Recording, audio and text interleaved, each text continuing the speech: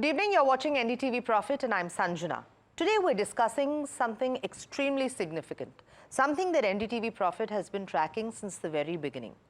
India's IT sector is shifting, not shrinking, and that distinction matters. In the past few weeks alone, we've seen TCS plan to cut over 12,000 jobs, Infosys stall fresher onboarding, and Wipro quietly trim roles, all while revenues remain steady or even rising. Now, this isn't about a downturn. Yes, there are layoffs. Yes, there is a freeze, but it is a strategic reset. Hiring is evolving. Routine tech roles are being replaced by AI, automation, and cross-functional demands. Companies now want fewer people, but with sharper niche skills in AI, cybersecurity, cloud, full stack. Fresher hiring, once the backbone of Indian IT, is now the first casualty. And as Gen Z engineers face radio silence after campus offers, big questions emerge this evening. For one, are we preparing the workforce for what the industry actually needs? How do you stay relevant in an industry where the goalpost keeps shifting? All of this is what we're going to be looking at this evening, tonight, on this special call-in show. We're speaking to those affected, those hiring, those training, and those witnessing the psychological toll this uncertainty brings. So let me quickly bring in my expert panel that are going to be answering all of your queries this evening. I'm joined by Sumit Singh Gandhi, CEO of CATKing, on how upskilling is no longer optional. I'm also being joined by Dr. Ruksheda Syeda, psychiatrist and psychotherapist, on the emotional cost of waiting in limbo, and Urvashi Verma, head of recruitment at a top MNC, on what companies are really looking for right now. So if you've been laid off, ghosted by a recruiter, or feel stuck in a system that hasn't kept pace, call in. This space is yours. Let's talk about the shift, what it really means for India's tech talent. Urvashi, I'm going to come to you first. The layoffs that we're seeing at the moment also coming in at a time where we are talking about earnings. And it appears that revenue is growing. That doesn't seem to be a problem, right? But we are, of course, seeing a strategic reset, a change in hiring. So how exactly does one need to prepare for this?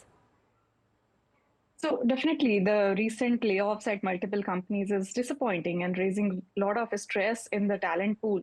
But at the same time, companies are mapping these talent as their balance sheet profit. They are not just filling in roles, but they are more strategic. They are looking forward for more sharper people, as you mentioned, where we see, a lot of drop in traditional skill hiring. We are seeing new acceleration in the new age cutting technologies like AI, cloud, cybersecurities. GCCs are evolving, startups are evolving, and they are also absorbing a lot of niche talents. Definitely, there is a drop in volume hiring, which we have been seeing since ages. And now people have to really upskill themselves. And also there are other options coming in, like freelancings. We can work across borders as a freelancers.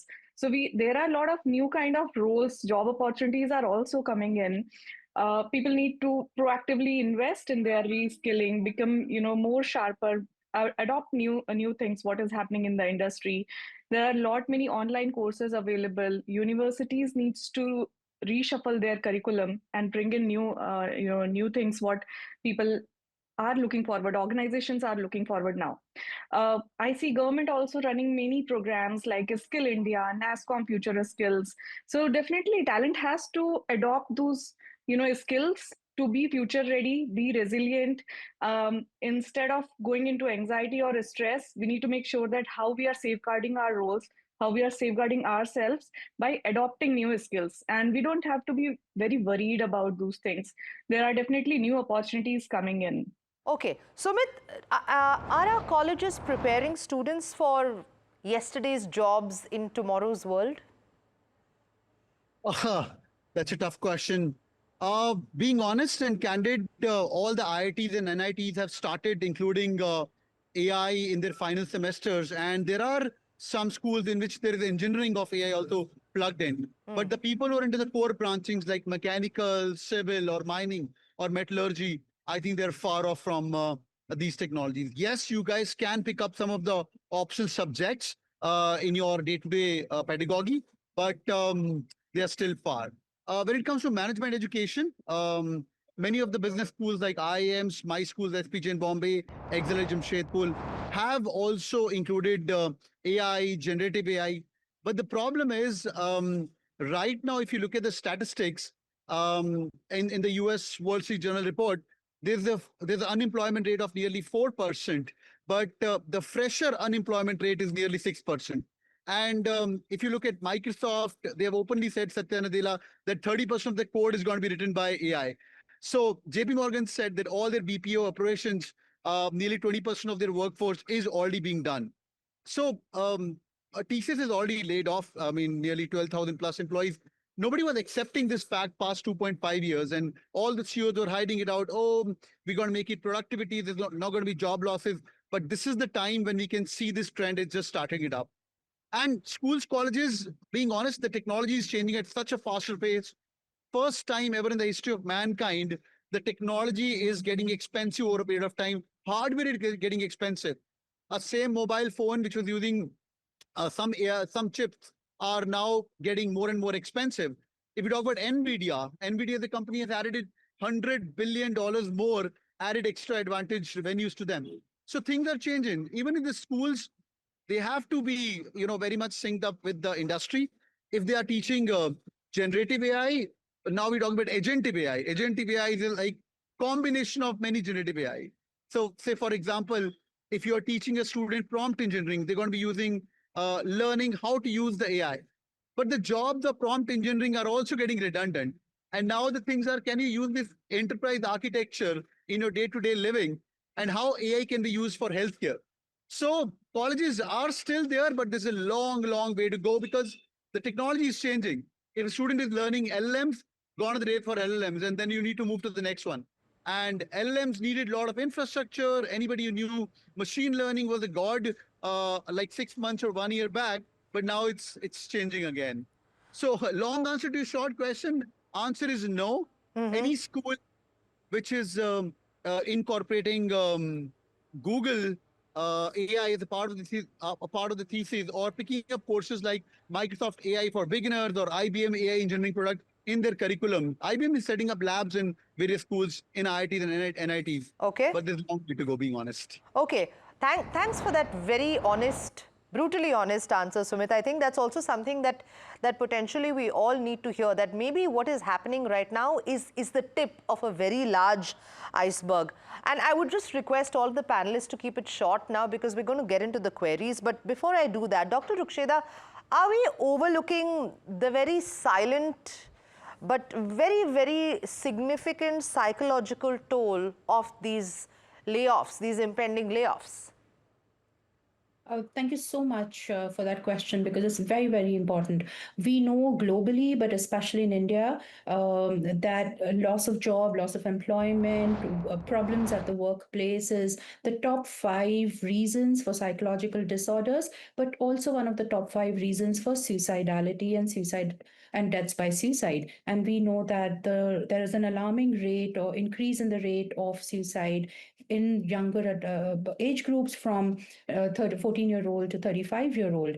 And so that's something that we, while we all want to be optimistic and we're trying to look at the future and trying to learn, but also we don't really want to be, talking about toxic positivity. It's okay for us to understand this is a bad time in my life, or this is a bad time in what's happening in the industry, and to vocalize the feelings that this is making me anxious or this is making me worried, because it's not just about the people who've lost their jobs. They've anyway going through a huge challenge, but it's also having an impact on the existing employees and what they are going through. The uncertainty that even one layoff, let alone so many layoffs across so many industries, is going to cause a lot of anxiety, a lot of uncertainty, and a lot of fear, which is going to bring in a lot of psychiatric issues, giving rise to a lot of illnesses. Okay. Let's take in a query right now, and Urvashi, maybe you can field this one. Jay from Gurugram sent us this query saying, a friend worked as a data analyst at TCS, faced layoffs after an internal AI tool automated her entire team's work. She created reports and dashboards with tools like Excel, SQL, and Tableau. She was initially told AI would assist her duties, but she was let go as her roles became non-essential. Now, she feels uncertain about data analysis as a future-proof career. What can she do? Is this going to be the new normal? Yeah, see, as I mentioned, the basic, as usual work, which is like just spitting out the reports, these are definitely going to be replaced by AI. And when I mentioned that we have to keep on investing in our skills and upskilling ourselves, like if AI is, fetching that data, how we are utilizing that, what analysis we are doing, what outcomes we are, taking from that data.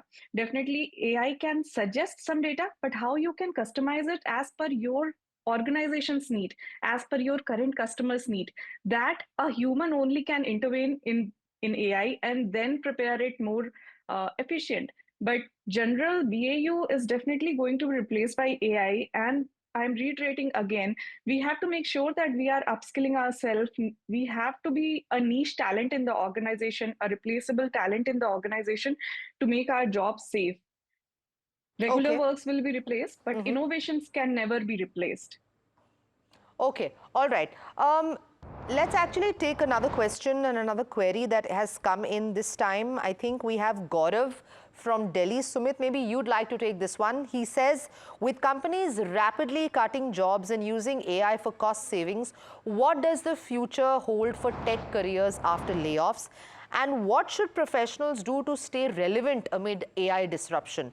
Is there still job security in tech, or should career paths be reconsidered? I think this is equally important for the next generation or young kids that are looking to make this as their career. Yeah, I think gone are the days when you used to, you study history in school or you do one kind of engineering in school and you're going to be using the same thing again and again for life. Or my dad was a banker for, 37 years. They also used to upgrade themselves by giving a lot of examinations over a period of time. Then technology came in. I remember my dad used to use a floppy drive and then a CD is coming in. Now it's all online. It's all data right now. So I think change is the only constant. And any student who can be resilient right now, or any employee who can be resilient, who is going to be like a hamster running it out throughout and say, okay, now my company is moving into this direction, I'm going to be moving it out. Like when I was growing up, we were trained on C, C++. But when I came in, like C became absolute and we all moved to Java. But the one core thing is the basics of every new thing remains maths, remains statistics, remains a basic level of coding. So anybody who has got an understanding of maths in this today's technology world and who can put logic into things, I think it's all syntax later on. That's one part of the job where all the coders are coming into. But there's a second part of job, which is more of the using this technology, which is more of the business analyst side or data analyst side, where you need not be a number cruncher yourself, but at the same time, you should be able to understand that how you guys can use this technology in various domains. It could be healthcare, it could be aerospace, or it could be a stock market analysis as well.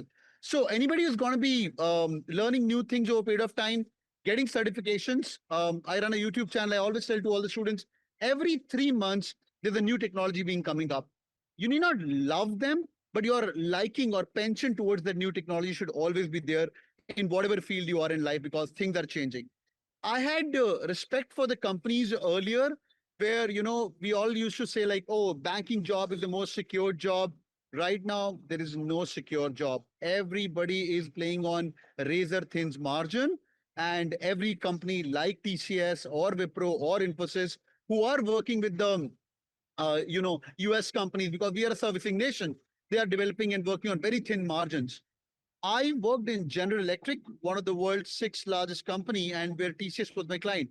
So the TCS workforce was earning nearly 17% of revenue for one client, which has dropped down to nearly single digit right now. And being a service nation, we're always dependent on that. So I personally feel, of course, we have to learn a lot, but at the same time, if the colleges and the schools also take up this challenge that we have to keep our students job ready from day one, and they start picking in the curriculum. They start working with the industry experts on day number one of their admission to Right, the school. It's right. IIT, the RAMs. That's going to be the way forward. Sumit, I'm going to ask you to pause because we have Ratnakar, a caller joining us from Hyderabad, and I'm encouraging all of you here who are watching the show. Our numbers are flashing on the screen. Please go ahead and call and share your queries. Our WhatsApp is also open. Ratnakar, go ahead. Yeah, hi. See, I have been in this IT industry since 20 years. Okay, and I've worked in service companies and also in product companies. Now, apparently from what I hear officially from TCS is that, we had to let go those employees because they were not, they couldn't match up to the upskilling and all. Okay, that's what I officially get from TCS. Okay. Yeah, but let me be very honest. I mean, I've seen that in service companies, the chance for upskilling is pretty less. Because I'm telling you from my experience, either you get into projects, either you're put on projects which do not match your skill set, Okay. or you have some very generic upskilling programs, which really don't train you for anything. Because I'm telling you from experience, I've been through that. So is this so? What exactly has been? I mean, so is it really a question of upskilling, or is it something else? I mean, I really want to know, like, what exactly is the strategy for upskilling? I mean, if it is just showing some random video and asking to learn, I can do that as well on YouTube. What exactly is being offered additionally in upskilling in the companies, especially in the service companies, I'm asking. Okay. Ratnakar, thank you so much for sharing this, and I'm sorry that you had to go through this. Urvashi, would you like to take that query? Yeah, definitely. Ratnakar, as you mentioned that you are in the industry from last 20 years and you have worked with multiple organizations, you must have observed that companies always have an L&D department where there are several kind of courses are available, videos are available, trainings are available, and all employees are open to go through that. I encourage individuals to choose their career, not to be dependent on organization to provide the right guidance to them to prepare themselves, but individual to take charge of their careers and make sure that what is happening in the industries, they are coping up with that, they understand that, and they are able to contribute in this changing environment very rapidly whenever it happens. Like, as our fellow panel mentioned, that technologies are evolving every 6 months. So organization probably will be providing you enough resources, but it's individual's choice to make sure that whether they are putting that effort to learn that or not. Equally, organizations are also, I think, promoting a lot of internal mobility. So we always, in India, I've seen that people are always looking for top to down approach, promotions, salary hikes, whereas the learning also happens in lateral movements. You move from one project to different project, you move from one organization to different organization. Try to seek the same kind of level instead of, being promoted when you are moving to other organization. Try to understand what kind of learning you are going to get from the new organization. And I truly believe that, once I have the skills, what is required in the industry, not only today, but for the next 5 years, 4 years, with that vision, I will be drafting my own career. I will be learning those skills and making myself ready for any kind of changes. But yes, the way layoffs are happening nowadays, it can impact anybody. And it's not only performance based in many organizations. All companies are not very transparent why these layoffs are happening. Wherever we know reason, we can relate to that, but there are very skilled people also getting impacted. So I think it's a broader vision of the organization why they are strategizing this kind of way to make their balance sheet look good. Right, Ratnakar, I hope we have managed to address some of your concerns, but I do understand how troubling and distressing this must be. But thank you so much for sharing, and thank you so much for calling into NDTV Profit. Remember, you can call these numbers. Let's address a query coming in from Aman from Ludhiana for Dr. Ruksheda. We understand that there is a certain amount of mental preparation that individuals need in an industry where the goalpost is constantly shifting. it is extremely simple for us to sit here and say one must embrace it, navigate the uncertainty. But I think we need the chops, we need the tools and the techniques, especially for a younger generation. Dr. Ruksheda, what would you suggest and advise to Aman? I think he's asking for his son. Thank you so much, Aman, for that question. And through you, I'm hoping that a lot other people will also get some answers and some help and some amount of comfort. I think at the end of the day, whatever the industry and however that's changing, what doesn't change are human beings, what doesn't change are human needs, what doesn't change are human emotions. And when we focus and, instead of only looking at uncertainty in a fast-pacing technological world, but if we come back to focusing on who we are, and what am I feeling right now, and how can I get help for whatever it is that I'm feeling and how to process it, that will make our roadmap a little easier and a little clearer. So it's important for us to kind of reach out to people that make us feel better about being us, make us feel accepted and loved and seen and heard. So forming those close circles that you can definitely rely on is the first major step, because those people can then reinforce your sense of identity, your sense of confidence, and help you improve your self-esteem, which could take a backseat and a big hit with so much of anxiety that's happening. Just before I got onto the show, I was speaking to a college-going, young adult as well, and she was sitting, and she's very brilliant, very accomplished, but also going through the similar things that I have a great GPA, but what if that's not enough? What if I don't, I make a mistake, I choose the wrong career, I choose the wrong job. So that kind of uncertainty, unfortunately, with these kind of markets is also increasing. So for us to, like I said, go back to touching base with ourselves and touching base with our people around us is very, very important. What's also important for us is to share what we are feeling right now, so that not because we're whining or we're complaining or or anything of that sort, but unless and until we make space for healing, that's not going to happen. So first you make the space for healing, and then you start healing and go back to again being who you are, what are your strong suits as a human being, as a professional, or as something, what are the skills that you can increase, or what are the skills that you can learn that will make you feel a little bit more in charge. With anxiety and fear, what happens is that there's a sense of loss of control. But we always want to try and remember, I am in control of my life. I am in charge of my life because no one else is. But fear is something that makes us feel these irrational feelings and irrational thoughts. So it's absolutely okay for us to feel anxious. It's absolutely okay for us to feel scared. It's absolutely okay for us to feel sad. But it's important for us to allow that emotion, but also reach out for help, whether that is somebody in your close group, or if you feel that this has been happening consistently, please reach out to a professional.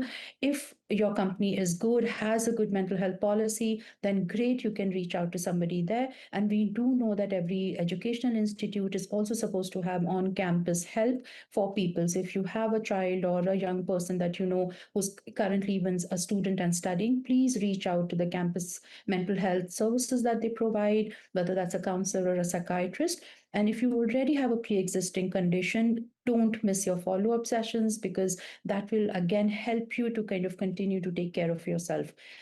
These are fearful, anxious times, but doesn't mean that we have to continue to be anxious. And as far as, like I said, the security is concerned, we want to look at ourselves for that security and not just outwardly. Sure, sure. All right, Dr. Ruksheda, thanks so much for that. We have another caller now, Simarpreet, joining us from Mumbai. Simarpreet, go ahead.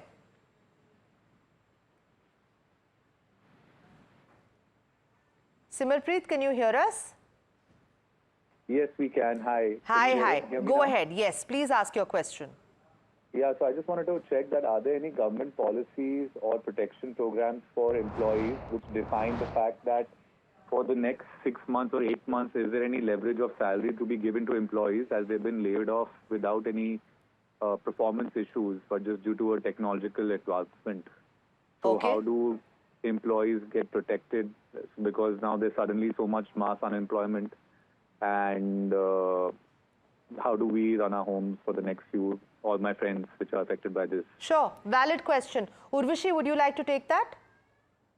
Yeah, we definitely have such policies, applicable from government. It's suggested by government to have those policies, but it's not very strong. So in private organization, there is definitely a loophole to tweak that. There could be a difference in the number of months the organization need to pay back to the employee if they are if they are asking them to go, or maybe they can just give them a time duration that you work here for 6 more months. Meanwhile, you look for other opportunities, and after 6 months, you will not be working. Or if if they are saying that okay, from tomorrow onwards, you will not be working here, there could be the duration could be from 1 month to 6 months to 12 months, whatever. So it's companies' empathetic decision what they want to do, and it's definitely written in the offer letters most of the time during onboarding policies. But yeah, in general, nobody pays a lot of attention to this so far. But I think it's going to be a good point going forward. Whenever somebody is joining any organization, they should secure their jobs. At least if the layoffs are happening, they should secure their another 6 to 8 months, depending on what company policy is. Okay, I'm afraid we're completely out of time. I'm going to get in a quick answer from Sumit. Sumit, if I were to ask you, and I'm sure this is the query that we're also getting in at the moment from some of our callers, what are the top 3 capabilities that every fresher needs to have for the job market in 2026, 2027? Okay, that's a lovely question. So there are 2 things to it. Number one is, since we talked about the IT and the technology jobs here, so anybody who wants to be secure, number 1 skill is learnability and resilience. Now, it's not a skill, it's your DNA which you have to build for sure. Things are going to change. Logic is going to change. Earlier it was C, then become C++, C#. It was Java, and there were various kind of coding platforms as well. Now you don't need coders anymore. So number 1 is if you can have resilience and learnability index high in your day-to-day life. You can add agility to it. Like today you're told to do this thing, and tomorrow you're going to be doing the other thing. That's number 1. Secondly, these are on the softer side of the world. So one of the great Roman emperors, Marcus Aurelius, once said that you should always do more than you're paid for.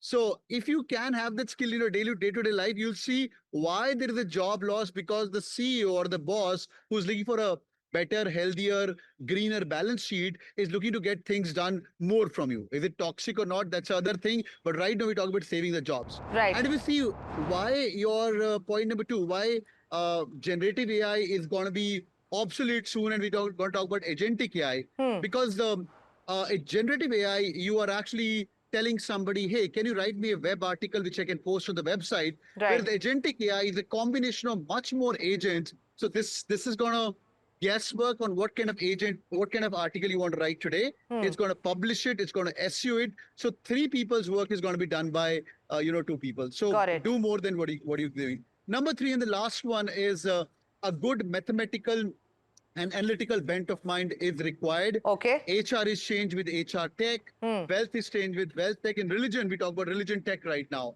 And all the CAs are moving towards fintech, as you guys know. Everything is happening at one click of the button. Right. But that one click, there's a lot of number crunching and data crunching happening besides. So if you can learn that skill, I think these 3 things, softer and the harder, both of things are going to be helping you. Fantastic advice. Thank you so much for that, Urvashi, Sumit, Dr. Ruksheda. Very, very important and significant advice for an extremely important topic that tonight was just not about job losses. It was about identity, uncertainty, and the invisible weight that so many are carrying right now. Like we've been saying, layoffs may come in silence, but we don't have to deal with them quietly. Whether you're a fresher waiting for that offer letter, a mid-level professional navigating change, or just trying to stay relevant in a shifting industry, remember, this moment doesn't define your worth. The systems may be slow to adapt, but you don't have to be. Thank you to our callers, our panelists, and to everyone watching. We'll keep the conversations going, and thank you so much.